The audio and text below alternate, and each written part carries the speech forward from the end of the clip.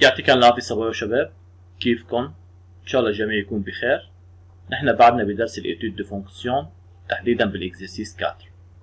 بهيدا الإكزرسيس بيعطيني فونكسيون f définie par f de x égale 3x2 moins x plus 4 sur x2 moins 4. بيقول لي كمان السي هو الكور ريبريزنتاتيف للفونكسيون f. بيطلب مني بأول بارتي الدومين ديفينيسيون، بتاني بارتي بيطلب الليميت دو f au bon de domaine définition، كمان بيطلب مني استنتج الاسيمتوت. بتالت بارتي بدي اعمل كالكول للf de 0 وللf de 1 وللf de moins 3. بداية نحن عندنا الf de x هي 3x2 moins x plus 4 على x2 moins 4. حتى تكون الفونكسيون f définie، بما انه هي فونكسيون راسيونيل لازم يكون الدينوميناتور différent de 0. Alors la fonction f est définie si et seulement si x2 moins 4 اللي هو الدينوميناتور différent de 0. حتى تكون ال x2 moins 4 différent de 0 لازم تكون ال x2 différent de 4، c'est-à-dire x différent que 2 et x différent que moins 2. يعني الدومين ديفينيسيون للفونكسيون f هو كل الانسامبل r بدي شيل منه 2 والموان 2. alors الدومين ديفينيسيون هو الانترفال moins l'infini moins 2 union moins 2 2 union 2 plus l'infini. On passe à la deuxième partie pour calculer les limites de f au bon de son domaine de définition. بما انه الدومين ديفينيسيون بقلبها 6 بورن اللي هن le moins l'infini، le moins 2 moins ou le moins 2 plus و 2 moins و 2 plus و le plus l'infini. لازم جيب انا 6 ليميت. رح بلش اول شيء بالبورن اللي هن الانفيني، le moins l'infini ou le plus l'infini. Alors on cherche d'abord limite de f de x lorsque x tend vers moins l'infini. C'est égal limite de 3x2 moins x plus 4 على x2 moins 4.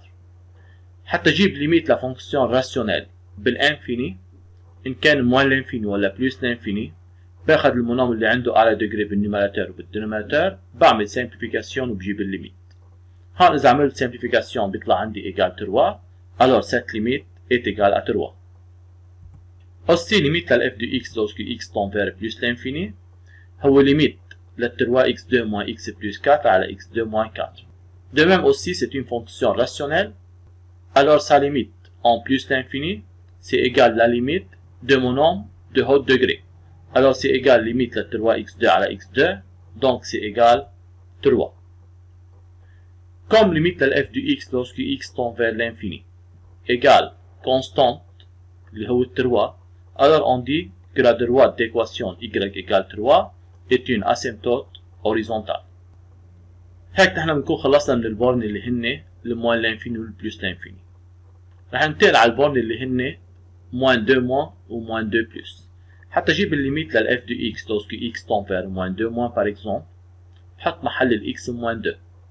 alors c'est égal 3 fois moins 2 au carré moins 2 plus 4 sur moins 2 au carré moins 4. بعمل calcul للنيميراتور بيطلع égal 18 والدينوميراتور بيطلع égal 0. 18 sur 0 c'est égal infini. ولكن أنا حتى أعرف تحديدا هو plus l'infini ولا moins l'infini لازم أعرف هيدا الزيرو إذا هو 0 plus ولا 0 moins.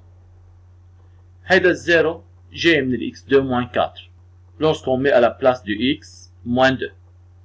لهيك أنا لازم أعرف ال x2 moins 4 lorsque x tend vers moins 2 moins إذا هي positif ولا négatif. Pour cela on fait une étude de signe de x2 moins 4. نحن بنعرف ال x2 moins 4 c'est nul pour deux valeurs اللي هن ال moins 2 وال 2. بيناتهم بتاخد السين opposé à a يعني négatif، وبراتهم بتاخد même signe que a يعني positif. Lorsque x tend vers moins 2 moins ال x2 moins 4 tend vers 0 plus. عندي أنا ال moins 2 moins هي قبل ال moins 2 وال moins 2 plus هي بعد ال moins 2. Alors lorsque x tend vers moins 2 moins x2 moins 4 tend vers 0 plus. alors limite بصير عندي 18 sur 0 plus donc c'est égal plus l'infini. كمان limite لل f de x lorsque x tend vers moins 2 plus هو limite ل 3x2 moins x plus 4 على x2 moins 4 lorsque x tend vers moins 2 plus.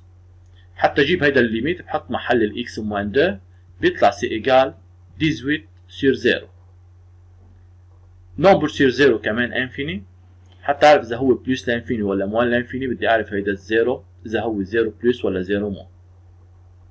هيدا الزيرو جاي من الاكس 2 موان 4 lorsque x tend vers moins 2 plus. بالطبع lorsque x tend vers moins 2 plus الاكس 2 موان 4 tend vers 0 moins.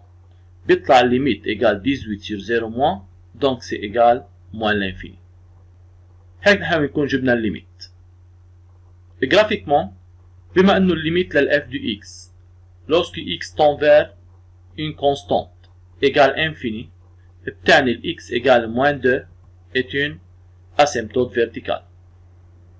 هيك انا بكون خلصت من البورن اللي هن الموان 2 موان والموان 2 بلس. بنتقل على البورن اللي هن ال 2. بدي اجيب الليميت للf du x lorsque x tend vers 2 moins و 2 plus.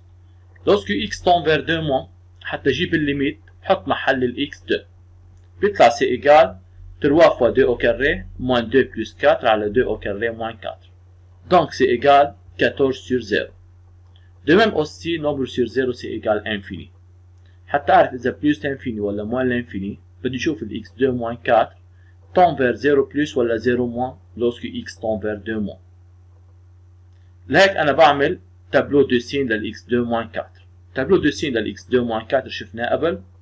بدي أشوف أنا الليميت lorsque x tend vers 2 moins. ال 2 moins هي قبل ال 2. lorsque x tend vers 2 moins ال x2 moins 4 tend vers 0 moins. تطلع هيدي 14 sur 0 moins c'est égal moins l'infini.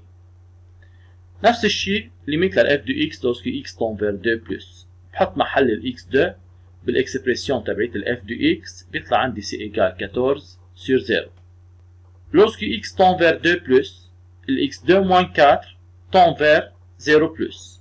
تبعنا هيدي ال 2 plus ال x2 moins 4 tend vers 0 plus. بيطلع هيدا الليميت هو 14 sur 0 plus c'est égal plus l'infini. كمان الليميت للf du x lorsque x tend vers une constante اللي هو 2 طلعت égal infini alors la droite d'équation x égale 2 est une asymptote verticale.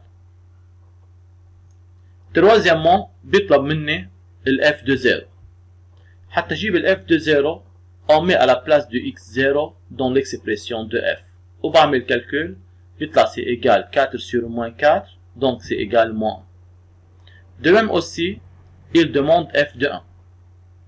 Pour chercher f de 1, on met à la place de x1 dans l'expression de f, بيطلع égal 6 sur moins 3, donc c'est égal moins 2. Aussi, il demande de chercher f de moins 3. بعوض ال x ب moins 3 بالexpression تبعت ال f, بيطلع c'est égal 34 sur 5, donc c'est égal 6,8. هيك نحن بنكون خلصنا من الاكزرسيس 4. on passe à l'exercice 5. بهذا الاكزرسيس كمان عطيني فونكسيون f définie par f du x égale 2x2 moins 3x plus 6 sur x moins 3. C هو الكورب ريبريزنتاتيف للفونكسيون f. بيطلب مني déterminer le domaine de définition de f, calculer les limites de f au bornes de son domaine de définition, en déduire une asymptote AC. بيرجع بيقول لي vérifier que la droite D d'équation y égale 2x plus 3 est une asymptote AC. Calculer f de 0, f de 2 et f de moins 2. نحن عنا ال f de x هي 2x2 moins 3x plus 6 على x moins 3. بداية رح نبلش بالدومين ديفينيسيون. حتى تكون الفونكسيون f définie لازم يكون الدينوميناتور اللي هو x moins 3 différent de 0, c'est-à-dire x différent de 3. يعني الدومين ديفينيسيون هو كل الانترفال r بدي شيل منه seulement le 3. هذا بالنسبة للدومين ديفينيسيون. بيرجع بيطلب مني الليميت au borne du domaine définition. عندي 4 بورن اللي هن moins l'infini 3 moins 3 plus وال plus l'infini. بداية رح نجيب الليميت بالmoine l'infini وبالplus l'infini. ليميت لل f de x lorsque x tend vers moins l'infini هو ليميت لل 2x2 moins 3x plus 6 على x moins 3.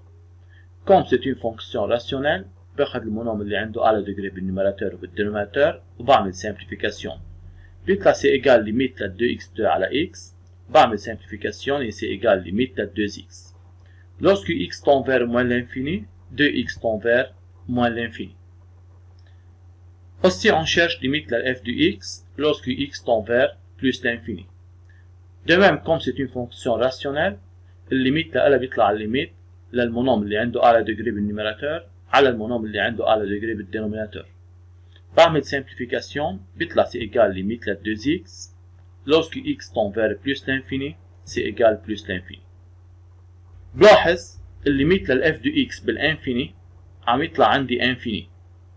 بهيدي الكا بقول il y a une possibilité d'asymptote oblique. البورن الثاني هو التروا، بدي اجيب الليميت بالتروا موان وبالتروا بلس.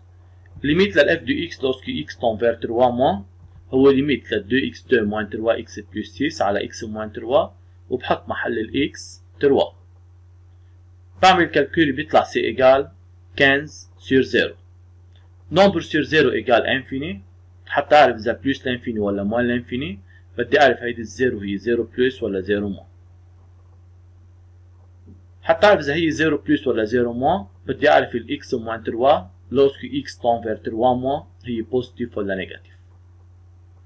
Pour cela, on fait un tableau de signes.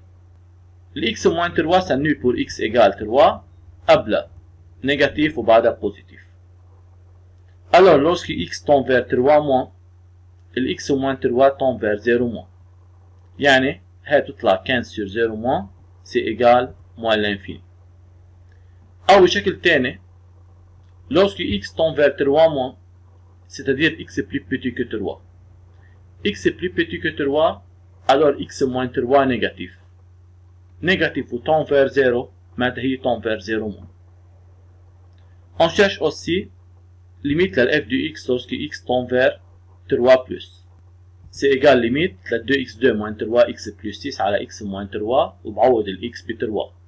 بيطلع c'est égal 2 fois 3 au carré moins 3 fois 3 plus 6 على 3 moins 3.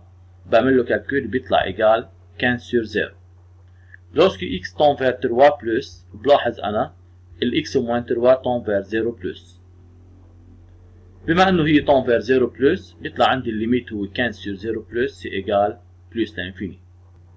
Graphiquement, lorsque x tend vers un nombre fini qui est 3 عندي ال f de x tend vers l'infini. هيدا بيعني ال x égale 3 est une asymptote verticale.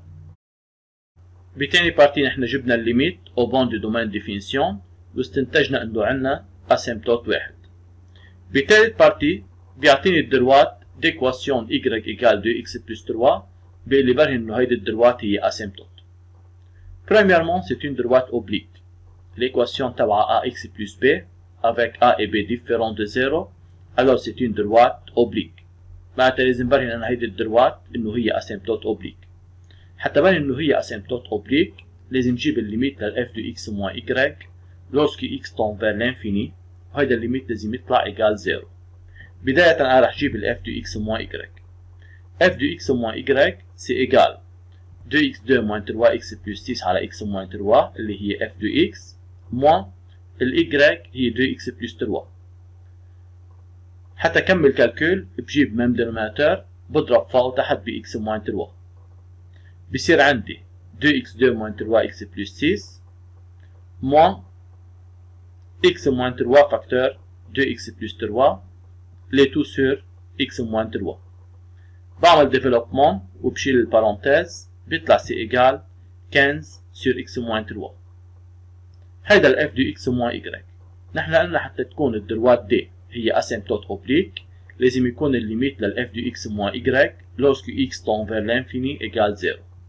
On cherche alors limite لل f de x moins y lorsque x tend vers l'infini. بما انه ال f de x moins y طلعت معي 15 sur x moins 3 alors cette limite c'est égal limite لل 15 sur x moins 3. Lorsque x tend vers l'infini, x moins 3 tend vers l'infini, بيطلع هيدا الليميت c'est égal 15 sur infini, donc c'est égal 0. Comme limite la f de x moins y lorsque x tend vers l'infini égale 0, alors la droite D d'équation y égale 2x plus 3 est une asymptote تحديدا oblique AC. بالبارتي 4 بيطلب مني calculer f de 0. f de 0 بحط محل الاكس 0 بالاكسبريسيون تبعت الاف، بيطلع سي ايجال 6 sur moins 3 دونك سي ايجال moins 2. اوسي بيطلب مني الاف لل 2، الاف لل 2 بحط محل الاكس 2، بيطلع سي ايجال 8 sur moins 1 دونك سي ايجال moins 8. بيطلب مني اوسي اف 2 moins 2، اف 2 moins 2 بحط محل الاكس moins 2، بيطلع سي ايجال 20 sur moins 5 دونك سي ايجال moins 4. هيك انا بكون جبت الايماج للزيرو هي moins 2، الايماج لل2 هي moins 8، والايماج للموان 2 هي moins 4. On passe à l'exercice 6. بهيدا الاكزرسيس بيعطيني فيجور، بيقول لي هيدي الفيجور فيها السي هو كورب ريبريزنتاتيف للفونكسيون اف. اكيد هيدا الكورب سي هو كورب ريبريزنتاتيف للفونكسيون اف. بيطلب مني utiliser le graphe pour répondre à chacune des questions suivantes. أول question بده الدومين ديفينيسيون للفونكسيون f. الدومين ديفينيسيون للفونكسيون f هي l'ensemble de valeurs qui ont une image par f. Et graphiquement حيلا valeur على الاكس اكسبريم x بيكون عنده ايماج على الكورب، هيدا موجود ضمن الدومين ديفينيسيون. بلاحظ انا كل البوان اللي هن قبل الموان 1 عندها ايماج، الموان 1 ما عندها ايماج، وكل البوان اللي بعد الموان 1 عندها ايماج. يعني الدومين ديفينيسيون هو الانترفال موان لانفيني موان 1 union موان 1 بلس لانفيني. كل البوان عندها ايماج الا الموان 1 ما عندها ايماج، يعني الموان 1 ما موجوده ضمن الدومين ديفينيسيون. هذا بالنسبه للدومين ديفينيسيون. بتاني بارتي بيسألني عن الليميت au bon du domaine définition وعن الاسيمبتوت. عندي انا 4 بون دو دومين ديفينيسيون هن الموان لانفيني، الموان 1 موان، الموان 1 بلس والبلس لانفيني. بداية رح نجيب الليميت للاف دو اكس lorsque x tend vers moins l'infini. بتطلع lorsque x tend vers moins l'infini الايماج عم يقربوا من الدروات y ايجال 2، تحديدا 2 بلس لان الكورب فوق الدروات y ايجال 2. معناتها بالموان لانفيني الليميت للاف دو اكس سي ايجال 2 بلس. بالبلس لانفيني بتطلع انا الايماج عم يقربوا كمان من الدروات y ايجال 2، يعني الايماج عم يقربوا من ال 2 وتحديدا هن اقل من 2 يعني 2 موان. alors limite à f de x lorsque x tend vers plus l'infini égale 2 موان. هيدا بيعني انه الدروات y égale 2 est une asymptote horizontale. بلاحظ انا الدروات y égale 2 عم يكون الكورب قريب منه بالموان لانفيني وقريب منه بالبلس لانفيني، معناتها هيدا asymptote horizontal. بيبقى علي 2 بون هن الموان 1 موان والموان 1 بلس. الليميت للاف دو اكس لوrsque x tend vers موان 1 موان. بلاحظ انا هيدا الاكس ايجال موان 1. lorsque x tend vers موان 1 موان يعني الاكس اصغر من موان 1 بتطلع انا الايماج عم ينزلوا على الموان لانفيني. c'est-à-dire lorsque x tend vers moins 1 moins f de x tend vers moins l'infini, c'est-à-dire limite de f de x lorsque x tend vers moins 1 moins c'est égal à moins l'infini. aussi lorsque x tend vers moins 1 plus بتطلع انا هيدا le moins 1، le moins 1 plus هو بعد le moins 1. lorsque x tend vers moins 1 plus بلاحظ كمان الايماج عم ينزلوا على moins l'infini. لما الاكس عم يقرب من الموان 1 بلس الايماج عم ينزلوا على موان لانفيني، alors limite لل f de x lorsque x tend vers moins 1 plus c'est égal moins l'infini. بما انه الليميت لل f de x lorsque x tend vers moins 1 égale infini، alors la droite d'équation x égale moins 1 est une asymptote verticale. بلاحظ انا هيدا الدروات d'équation x égale moins 1 الكورب عم يكون كتير قريب منه، alors c'est une asymptote وشكله vertical، alors c'est une asymptote verticale. تالت بارتي بيطلب مني الاف دو 0. حتى اجيب الاف دو 0 عن طريق الجراف بنطلع من الابسيس 0. بتطلع على الكورب شو الاوردوني للبوان اللي عندها الابسيس 0. البوان اللي عندها الابسيس 0 هي هيدي البوان، الاوردوني تبعها هو موان 2. alors f de 0 égale moins 2. كان بيطلب مني ال f de moins 2. حتى اعرف ال f للموان 2 بنطلع من الابسيس اللي هو موان 2. بشوف البوان على الكورب اللي عندها ابسيس موان 2 قديش الايماج لها. البوان على الكورب اللي عندها الابسيس موان 2 هي هيدي البوان. قديش الاردوني لها؟ الاردوني لها سي ايجال 4، معناتها f للموان 2 ايجال 4. Aussi, il demande f de 2. نفس الشيء بشوف على الابسيس وين في عندي ال 2. هيدي ال 2. حتى اعرف قديش الاف لل 2 قديش الايماج لل 2 بشوف البوان اللي على الكورب اللي عندها الابسيس 2 قديش الاردوني لها. هيدي البوان اللي على الكورب اللي عندها الابسيس 2 الاردوني لها هو 1، معناتها f de 2 ايجال 1. نحن هيك بنكون خلصنا الاكزرسيس 6. on passe على الاكزرسيس 7. بهيدا الاكزرسيس كمان عاطيني جراف بقلب الكورب ريبريزونتاتيف لفونكسيون f. كان بيقول لي utiliser le graphe pour répondre à chacune des questions suivantes.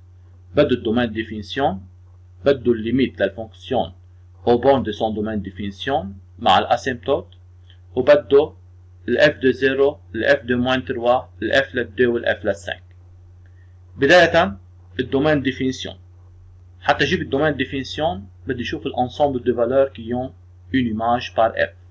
c'est-à-dire بدي اشوف انا على الاكس دو ابسيس شو هن الفالور اللي عندها الايماج على الكورب. بتطلع انا من الموان لانفيني للموان 1 حيلا بوان باخدها على الاكس دو ابسيس عندها ايماج على الكورب. الموان 1 ما عندها ايماج. برجع من الموان 1 لل 3 حيلا بوان عندها ايماج على الكورب. ال 3 ما عندها ايماج. بعد ال 3 حيلا بوان عندها ايماج على الكورب. يعني حيلا نومبر ريال عنده ايماج الا الموان 1 ما عندها ايماج وال 3 ما عندها ايماج. معناتها الدومين ديفينيسيون هي كل الانسامبل ار بدي شيل منها الموان 1 وال 3. هذا بالنسبه للدومين ديفينيسيون. بالنسبه للليميت بما انه في عندي 6 بورن معناتها بدي اجيب انا 6 ليميت. رح نبلش بالليميت بالموان لانفيني وبالبلوس لانفيني. ليميت لل f de x lorsque x tend vers moins l'infini.